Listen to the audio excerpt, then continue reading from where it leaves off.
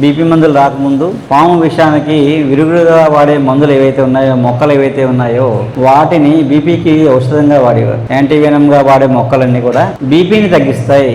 అలాంటి వాటిలో మనకి సర్పగంధ ఆయుర్వేదంలో దొరుకుతాయి టాబ్లెట్స్, అది వాడుకోవచ్చు బీపీకి. నల్ల ఈశ్వరి అని ఉంటుంది. నల్ల ఈశ్వరి ఇది పాదు అనమాట, పాదు. దాని పువ్వు కూడా పాము సర్పంలా ఉంటుంది. ఇలా ఆకు నలిపి వాసన చూస్తే తమలపాకు వాసన వస్తుంది, చేదుగా ఉంటుంది. కాకపోతే ఆ మెత్తగా నూరి చిన్న చిన్న మాత్రలు శనగింజ తీసుకుని రోజు ఒక టాబ్లెట్ వేసుకుంటే బీపీ తగ్గుద్ది, కంట్రోల్ అయిపోతుంది పూర్తిగా. ఉట్టి ఆకు నూరి మెత్తగా వేసుకోవచ్చు.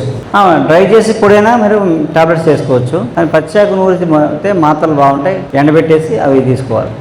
ఇంకా సింపుల్ ఏంటంటే మునగాకు పెసరపప్పు మనం ఒక సీజన్లో తింటాం. ఆషాఢ మాసంలో మునగాకు పెసరపప్పు వారానికి ఒకసారి తినమంటారు. ఖచ్చితంగా ఆషాఢ మాసంలో తినమని చెప్తారు. మునగాకు మీకు బీపీ బాగా తగ్గుద్దండి. ఇప్పుడు మురింగా పౌడర్ అని మురింగా పౌడర్ మీరు మునగాకు పచ్చి దొరికితే పప్పులు వేసి తినచ్చు రోజు, లేదా మునగాకు పచ్చడి చేసుకోవచ్చు. లేదా మురింగా పౌడర్ దొరికితే రోజు ఒక పావు స్పూన్. మిరియాలు కలిపితే బాగా బీపీ మీద బాగా పనిచేస్తుంది. 9:1 రేషియో. 90 గ్రాములు మురింగా పౌడర్, 10 గ్రామ్స్ మిరియాల పొడి, రెండు మిక్స్ చేసి ఒక పావు చెంచా పొడి మీరు డైరెక్ట్గా వేడి నీళ్ళు కానీ ఉంటే కొంచెం తేనెతో కానీ వేసుకోవచ్చు.